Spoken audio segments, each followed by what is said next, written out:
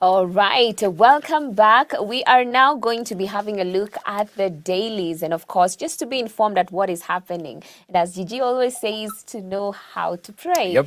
So, yes, and what is making the headlines on the Daily Nation this morning is why Raila Party meeting is aborted. The lead up to the summit, billed as make or break for the opposition coalition, was marred by internal feuds that escalated after a plot to oust Raila Odinga's closest ally was made public. On the eve of the crisis talks, officials abruptly called off today's assembly, and it emerged there is more than the official reason advanced for the cancellation. And this is a story that you can find in more detail. That is on page 4 and 5.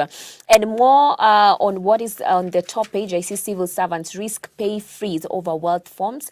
I see Public Service Commission wants over 10,000 employees hired by government agencies last year will not be paid their salaries until they comply with the statutory requirement to file wealth declaration reports. The lifestyle audits have become critical following cases of employees amassing unexplained wealth.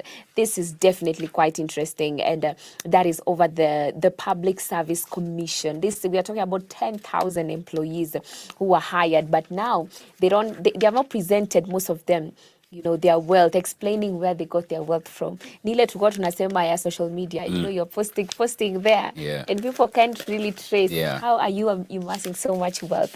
But let us go to page 2.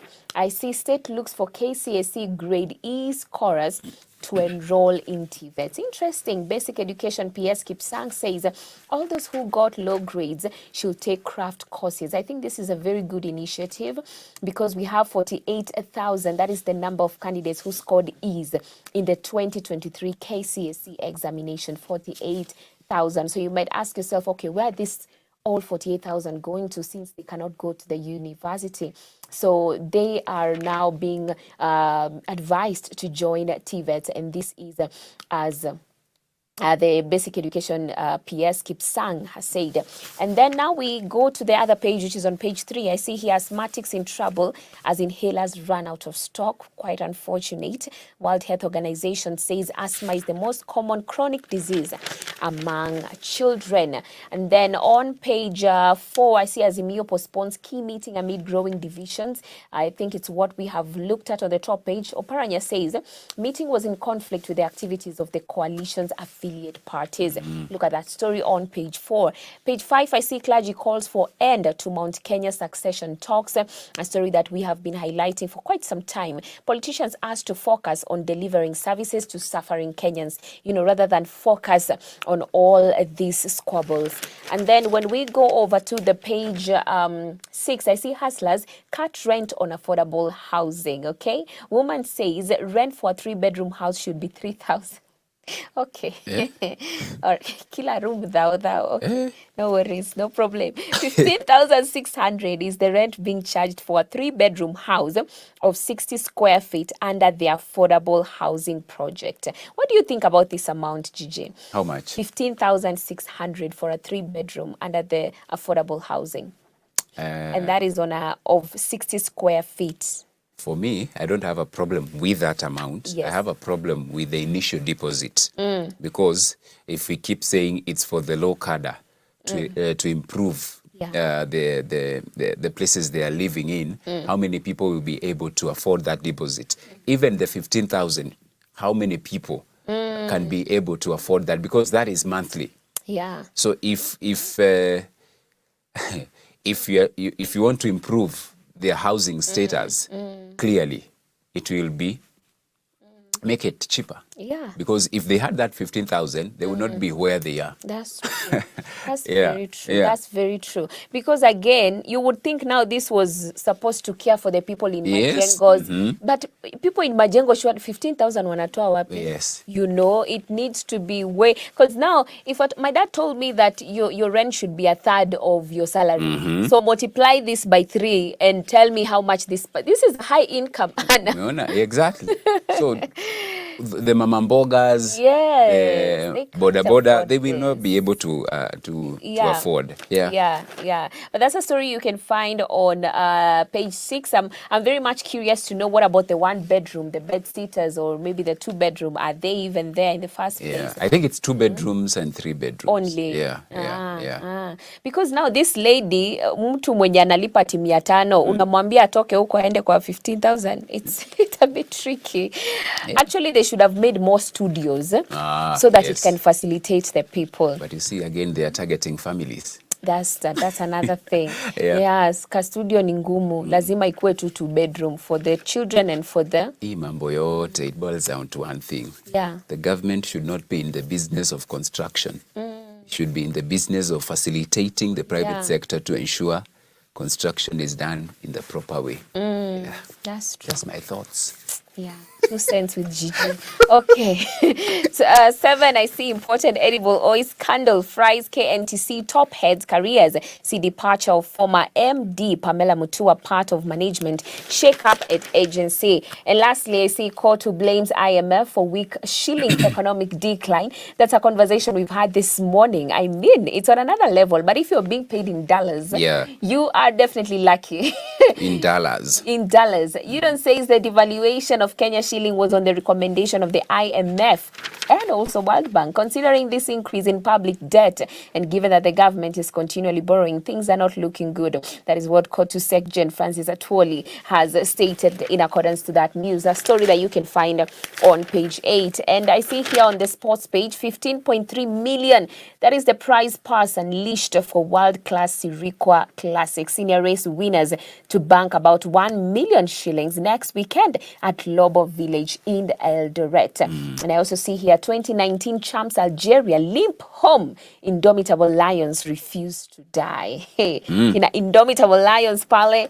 All right, that's it for the Daily Nation. Right. The Standard, their headline, they are focusing on the falling shilling. And the headline is, what shilling's free fall means, arresting the plunge. The steep decline in the value of the shilling is causing negative ripples throughout the country's economy.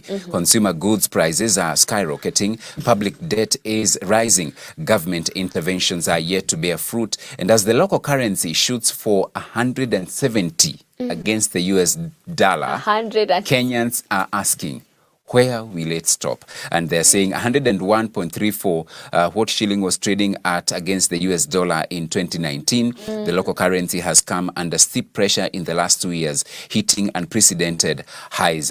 160 shillings and 19 cents, what the shilling was exchanging against the dollar yesterday, according to official CBK data. However, some traders were exchanging it for nearly 170 shillings to the dollar, and that is a story extensively covered on page 4 and 5 inside the Standard. Ruto failure to stop shillings free fall adds to Kenyans' woes. Azimio Kenya Kwanza MPs split over free fall of shilling. Opposition legislators fear the country could be teetering on the brink of hyperinflation akin to what befell Zimbabwe, but those allied to Ruto say his administration was on the right track in stabilizing the economy. I also see Francis Atwoli, the Kotu Secretary General, if the IMF and World Bank must tell the government that we had a taste during the structural adjustment programs and we said no, let those institutions not push us to where we came from. Read that on page 4 and 5. I also see why Senator Keroche wants Kihika removed. Nakuru Senator tells MCAs to initiate impeachment of Governor Kihika for allegedly violating the constitution, citing War Memorial Hospital raid. It's on page number 8. I also see why any murder danger signs to watch to avoid online predators. Police sources have traced an online conversation between the victim and a stranger. Digital experts give clues on how young people can be lured to danger. And you can read that on page 2 and 3. And I see Parliament speakers are Ruto puppets, says Raila. The Azimio leader yesterday called for an independent commission or task force to deal with corruption in the judiciary. That is on page number 3. I also see inside UDA troubles deepen as Mount Kenya leaders read from different scripts. Some politicians say a regional party could have given them better bargaining power in pre-election pact with Kenya Kwanza Alliance, and you can read that on page number 6. Then I see on the business section of the Standard, they report and they are saying MPs summon Safaricom and CA chief over M-Pesa outage.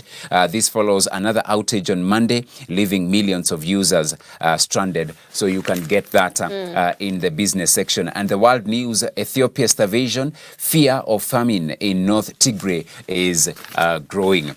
Sports page, like true indomitable lions, Cameroon survive Gambia scare, and Cameroon squeaks by Gambia in AFCON game, dubbed the best match history of football. Ghana now kiss head coach Houghton goodbye. Ghana have sacked coach Chris Houghton after their group stage exit from the AFCON. Algeria's coach Jamel Belmadi does not know what hit them, and of course we know that also they are out. And yesterday we had the final round of matches, and we have now proper the draw for the next round, which is now the boys being separated from the men. Right. And in the round of 16, we will have the Super Eagles of Nigeria taking on the Indomitable Lions of Cameroon. That's a big match. That's a big match, yeah. I also see Angola will face off with Cameroon.